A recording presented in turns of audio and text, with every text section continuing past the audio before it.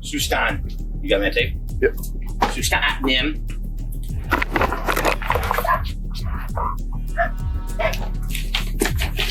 Oh yeah, I can smell something. Something's in there.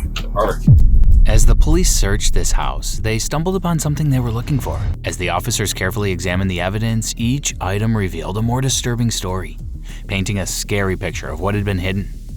Philip Snider, the main suspect, believed that pleading his innocence in this note would be enough to fool the cops.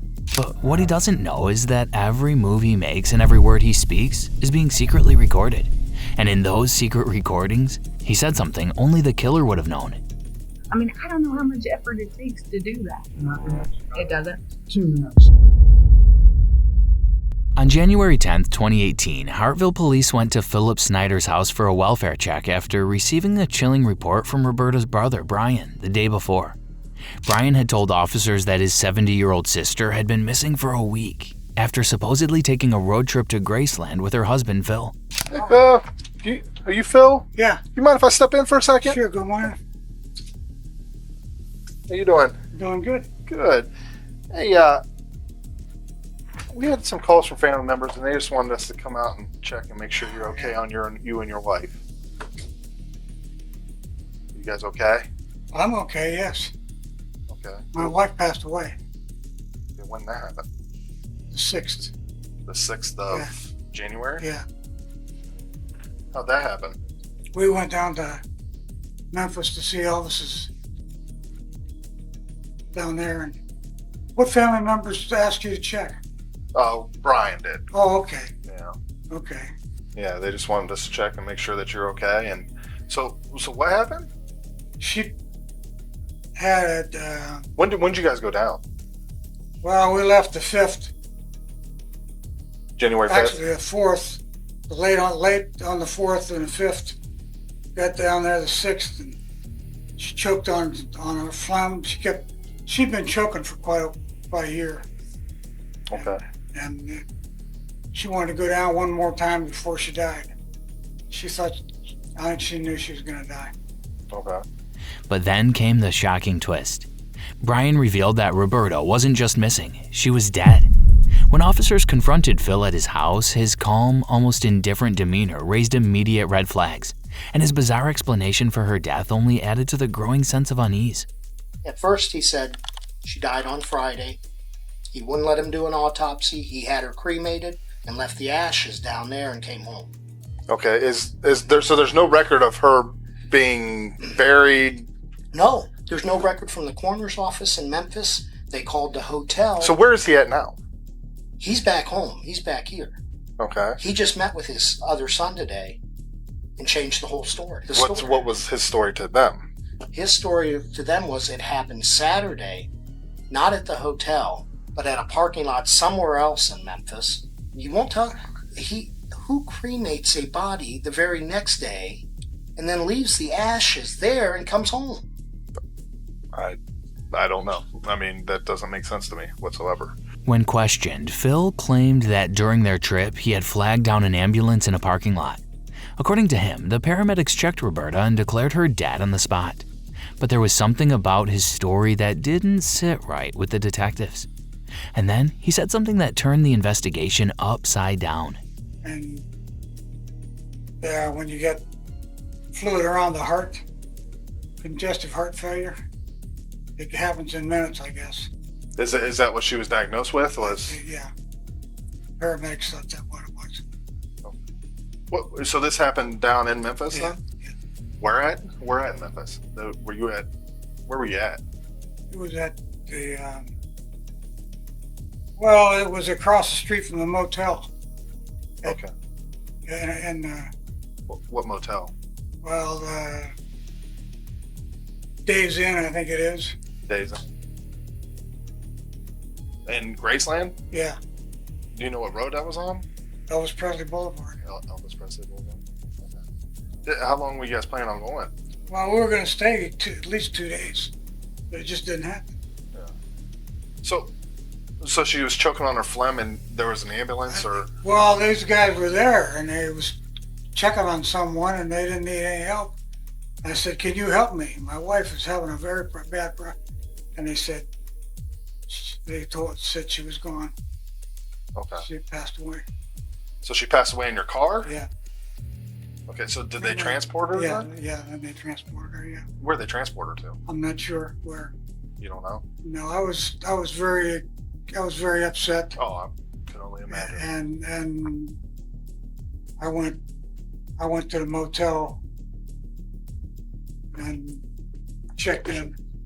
So when they transported, did you speak with the coroner or No, no? no.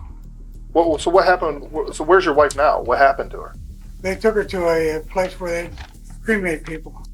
Okay, and you don't know where that is either? No. They said I didn't need to stay. If I wanted to, I could just go ahead and go home. Okay. So what are they going to do with the cremation? She didn't want no ashes kept back.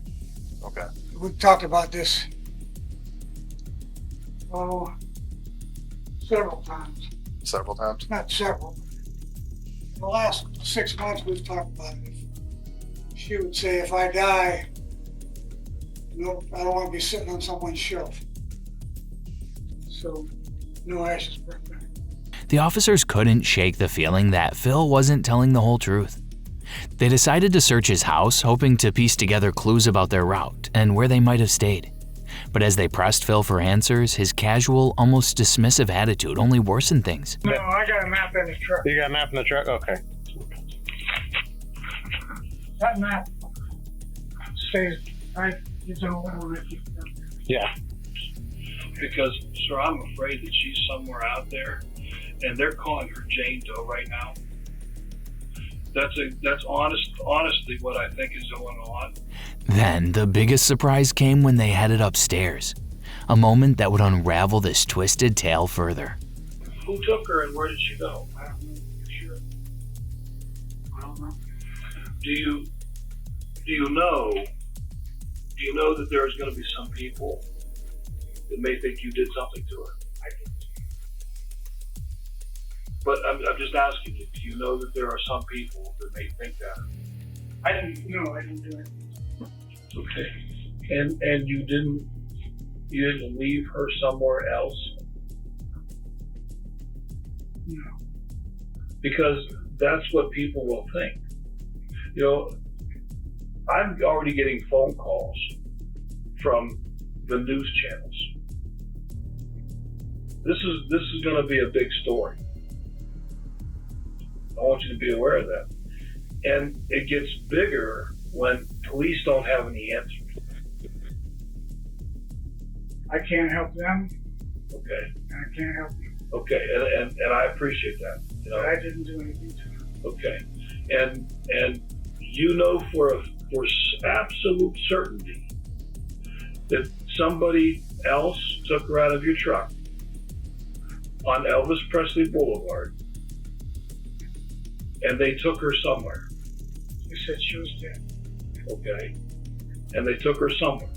I don't know whether they took her to I don't think they would take her to a crematorium because you gotta have a death certificate. Right, somebody has to pronounce a person dead. And if you're a person who is in the state and you live in another state, the hospital can't just do that.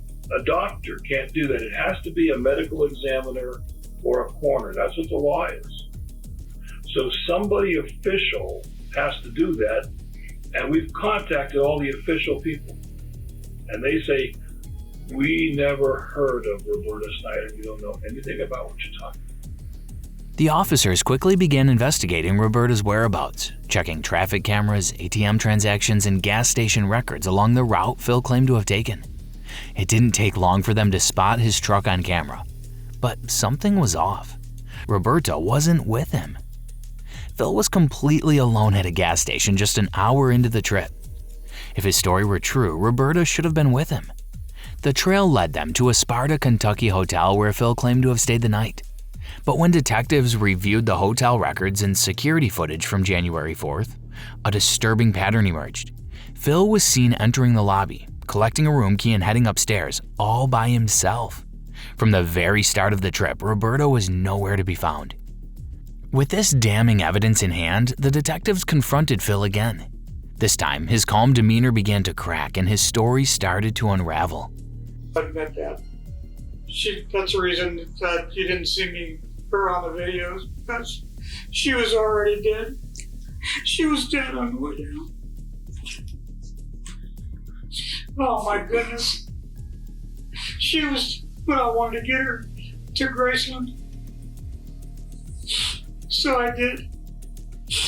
She was dead on the way down. But I didn't harm her. I did not harm her. I wanted to make it so that she could be there. I think we've made a little bit of headway. I'm glad that you are acknowledging that part of which that I have video for. But I'm just disappointed that you're not completing the story, because I know if she was here, she would be telling you, Phil, be honest. And She was so cold in the truck. And it was very, very cold that morning. She was dead on the way down. Okay. She was alive when we left here. She died on the way down. Okay. So what happened to her after she found you were guilty? How did it happen? What do you do? What do you do? I didn't do nothing to her. See, the Kentucky River or the Tennessee River was on the way home. I put her in. I was just barely able to lift her up and throw her over the edge. And I put her in the river. And the current took it away. So why did you throw her in the river? I didn't want her to be free. I wanted her to be with nature. And I wanted her to be safe with nature. And I figured if she went downstream, no one would ever be able to find her. You want to take me to jail? I want to take you to jail. But I want to find you one. After Phil's chilling confession that he had dumped his wife's body in the Tennessee River, the officers wasted no time launching a massive search. Rescue teams, local law enforcement, and volunteers combed the riverbanks. Boats equipped with sonar scanned the murky waters, searching every hidden spot beneath the surface. For days, they searched tirelessly, but Roberta's body was never found. It was clear Phil was still hiding something, spinning yet another lie. Then, just as they were preparing to question him again, the case took an unexpected twist. Phil was found unconscious in his basement, a plastic bag pulled tightly over his head in an apparent suicide attempt. He was rushed to the hospital, but the detectives weren't about to let the case go cold. While he recovered, they secured a search warrant for his home. On January 20th, they brought in cadaver dogs. What they uncovered was horrifying. The evidence found not only confirmed their suspicions, but revealed something far darker than they could have imagined. You like something here. Now, it could be that pad that... Got me on tape? Ready? Sustan. You got me on tape? Yep. Sustan, Nim.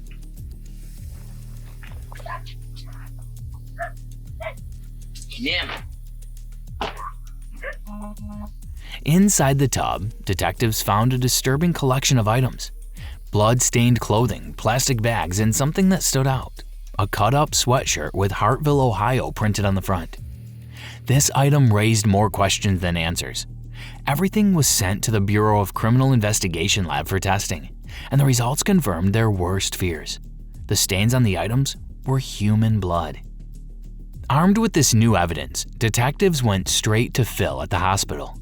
But once again cornered, he quickly changed his story, deepening the mystery even further. So here's the situation.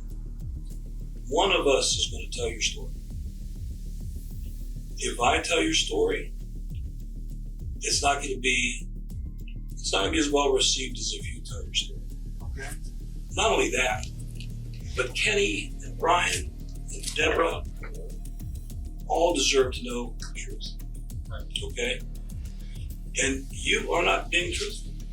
I mean, She didn't die. She didn't die at home. She died in the route. well, you know how far from your home Worcester is? No. Not very. So you're telling me that she got into the truck in the garage, and somewhere between your home and Worcester, she died and you threw her in the back of the truck? No, I'm not telling you that at all. Okay. By now, Phil was trapped in his own lies. Thinking silence might protect him, he clammed up. But the detectives weren't backing down. They played their trump card, and that's when Phil started to panic. When you threw her in the river, what was she wearing? She had blue sweats and blue shirt. Okay. And I had put her in black plastic bags. Okay. And I didn't throw her. I laid her. Okay. I didn't throw her. I laid her. Okay. And I heard the splash. For sure. I didn't cut her off her shirt. So, why did you cut it for sure? I didn't.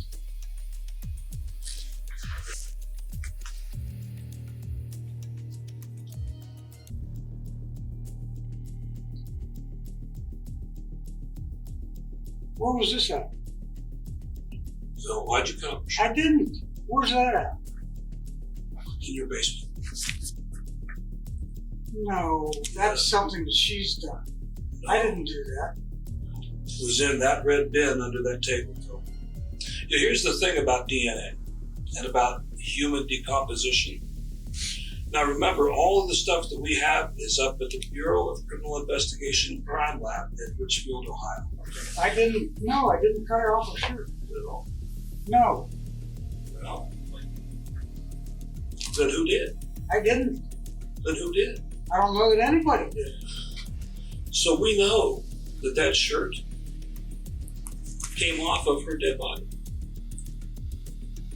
I didn't cut her shirt off. Then how did her shirt come off? I don't know. I didn't do it. I don't know how that shirt got there. I don't know. Well, here's the thing that really bothers me the most. If you are innocent, you want the truth, yeah, the whole truth. But we have indisputable evidence that you're not being truthful. So why don't you just explain to me so I don't have to go and tell the grand jury what I think happened, so we can know exactly what happened. Kenny deserves to know where his mom is. I've told you before and I'm telling you again, I will drive you there. We will go and get her. Don't let the final chapter of this story be written by law enforcement. Explain why you panicked, what you did, how you did it, where you did it, and let us all move on. I don't want to continue this. With nowhere to hide, he finally cracked. He admitted that Roberta hadn't died during their trip to Graceland, as he had previously claimed. Instead, he confessed that she had actually died in their Hartville, Ohio home. She coughed up a big chunk of food when? at home. When? Did it happen on Wednesday night or did it happen Thursday morning? I think Phil, Thursday morning. Phil, let me tell you something. I don't know for sure. It's been how long ago? It's been a while. Anyway, that. But I don't remember cutting the shirt. How did you get her out of the house? I carried her out of the house. Over your shoulder? Yeah. Drag her? No. Was she wrapped in plastic? Yes. So this 2 garbage bag story? It was at home. I didn't want her to urinate all over everything, if there was any. Because I heard that if a person dies, they'll start to urinate.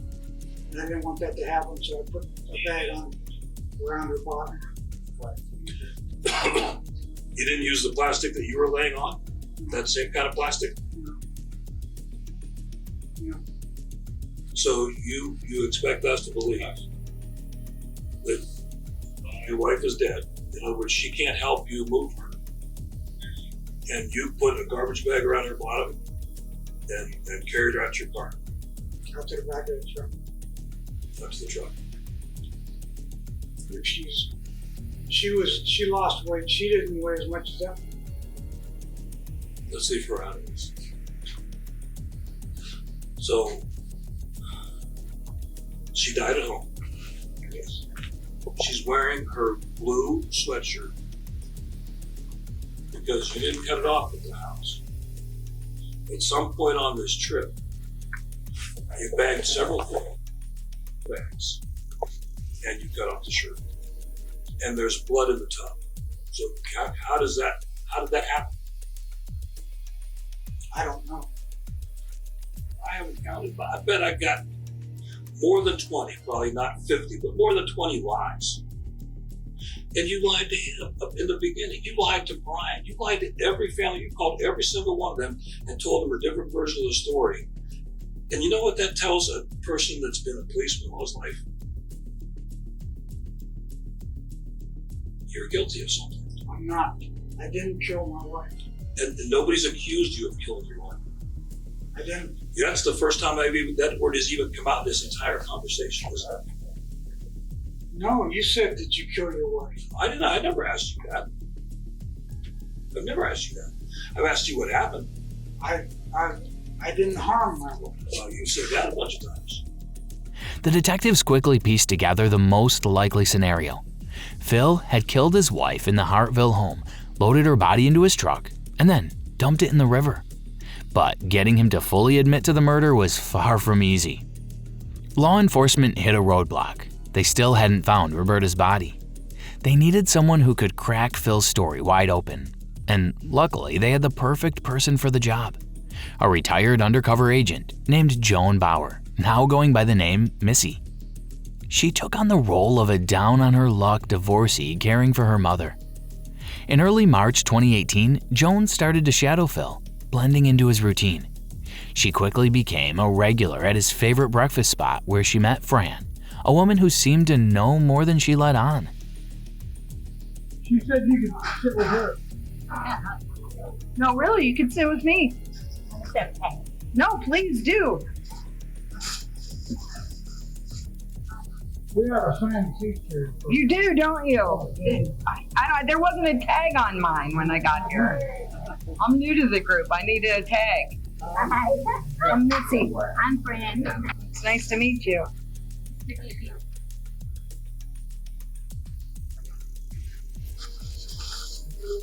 You smell good. Oh, do I? Yeah. I can't even smell it. What you smell? Oscar. Is it? Oh, it smells good. Yeah, have a good one. Don't get friendly with him. Oh, really? With that guy there? He's the one with wives and everything. Somebody was telling me about that. Yeah. They can't find the body, so they can't find it. Do you think he did it? He said he did, and then he's not well in the head.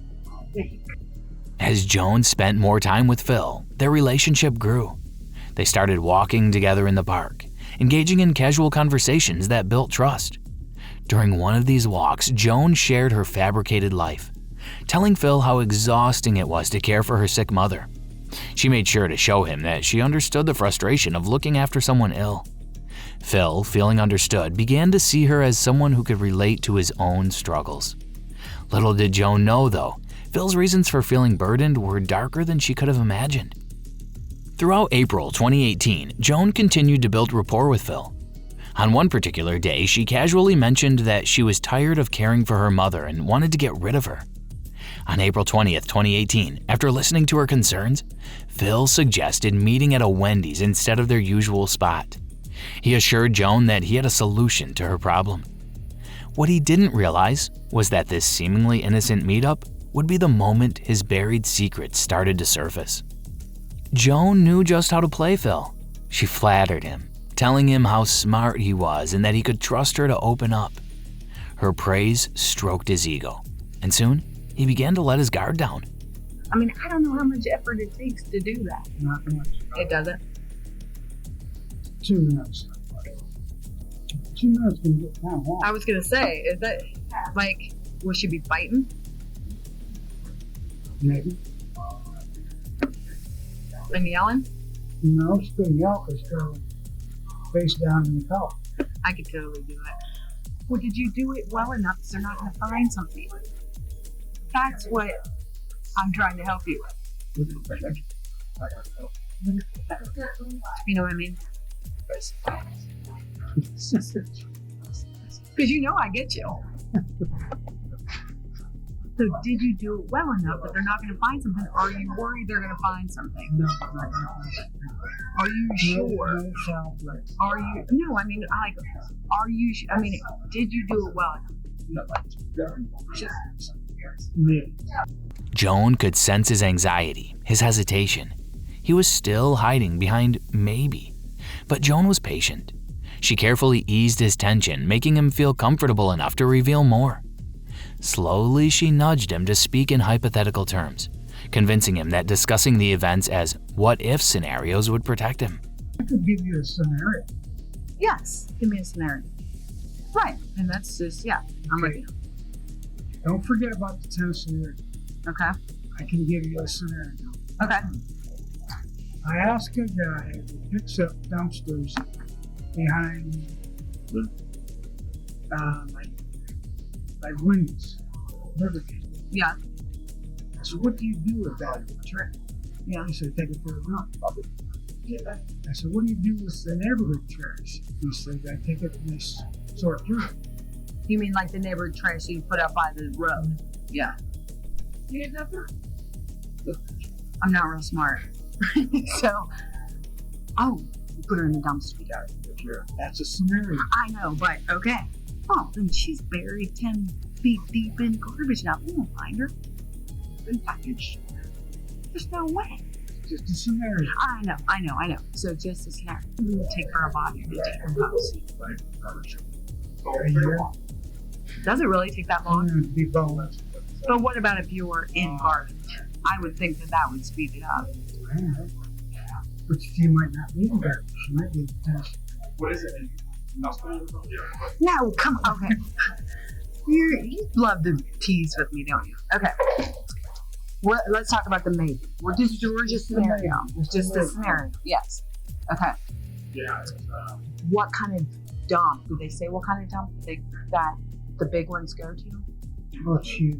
The truck that picks up here from Wendy's, Yeah. Burger King, and over here at the, that gas station, Yeah. that dumpster over there, Yeah. that, it goes in, and Compact. Right. Wow. and he takes it to the dump, and he pushes it out. Just as the conversation was reaching its peak, the camera suddenly died. But Joan wasn't about to let that ruin her plan. Without hesitation, she turned on a hidden recorder she had tucked away. What she captured next would change everything. Okay, I got another bizarre idea. I like bizarre ideas. Okay. And the reason I said over here is because anybody over here, I was in the carpenter's union. Okay. I put my wife on as my beneficiary For life insurance. for half of my pension. Okay. Would be close to $900 a month. Cool. If I die, Yeah. no one gets nothing. Okay. Right.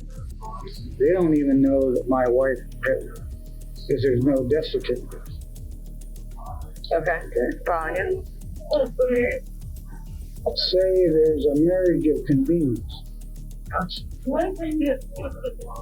Then somebody gets. $900. Interesting. Bizarre. It's just an idea. That is my idea. Bizarre, but you know I like bizarre. Hard to think about that. You don't even need to get frisky. Good. Not frisky kind of person. Let's play cards. Let's play cards. And let me think about that. That's very interesting.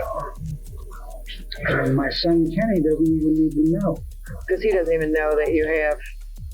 So if she would have died, if you would have died before her, she would have gotten all that? $900 a month. Oh, wow. Here.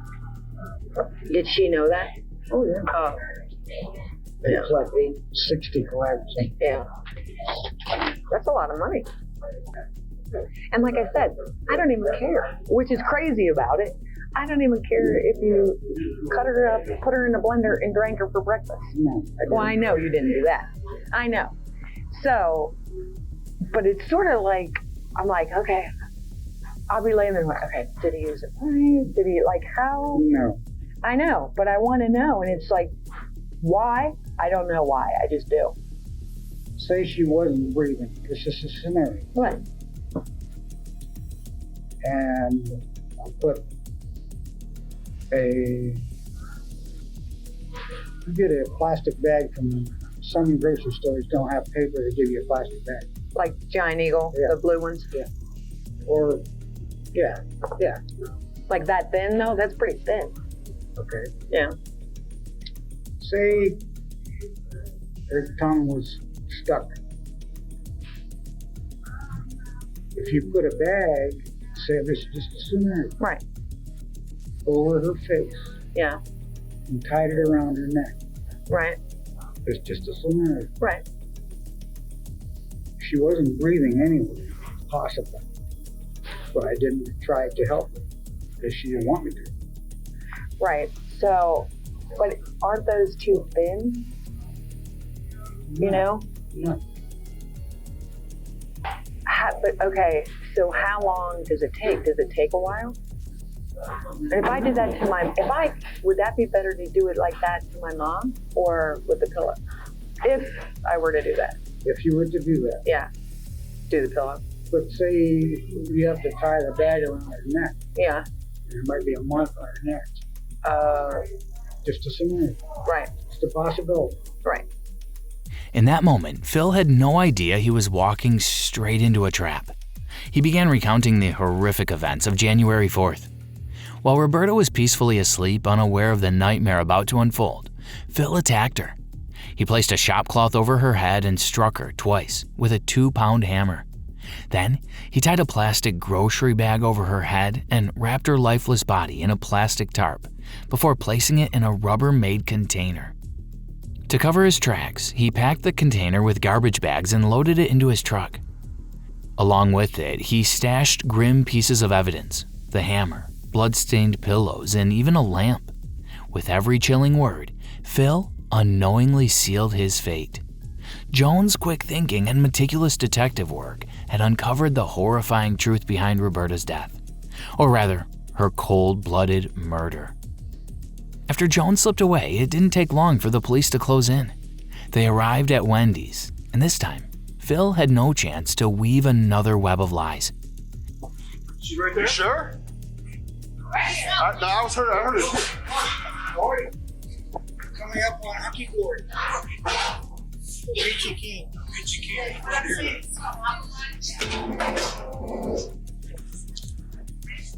I was talking to him. See anything wrong. Is he okay? You want to talk to me? No? I talked to you as a friend. Well, the bad news is you got to run for your list. Okay. So you got to Kidding. step up. Can I park my truck at my apartment? No, step up. You're kidding. Step up. You're kidding. Step up. Now, do me a favor. Let's get right over here. We're going to pat you down. Hands up against this. Phil was arrested and charged with first-degree murder for the brutal killing of his wife, Roberta, inside their own home. In the days following his arrest, he led investigators to a landfill in Bullitt County, Kentucky, claiming that's where he had dumped Roberta's body. But by then, the landfill had been in operation for so long that finding her remains was impossible. On August 27, 2018, Philip stood in Stark County Court, still clinging to his story. To the charge of aggravated murder, how do you plead? Guilty. Is there anything that you would like to say prior to the sentencing? I put her in the Tennessee River. That's where I put her. All right, so you tell me you put your wife in the Tennessee River. Yes, sir. Are you willing to take law enforcement to the area where you placed her in the Tennessee River? If I have to, yes. Yes, sir. But by then, the evidence was undeniable, and his guilt was clear. The judge sentenced him to 20 years in prison for aggravated murder, tampering with evidence, and abuse of a corpse. At his age, it was essentially a life sentence. For Roberta's family, it was a bittersweet moment. They were left with no grave to visit, no place to honor her memory. Roberta never received the proper resting place she deserved. Yet, there was some solace in knowing her killer was finally locked away. It couldn't erase their pain, but it brought them a small measure of justice and peace, knowing Philip would pay for his unthinkable crime. The man sitting before you is not the father I know. He is not the man who raised me, teaching you many things, of which one was to have honor and respect. What do you think about this case? Was Phil finally telling the truth, or could there be more to the story still left untold?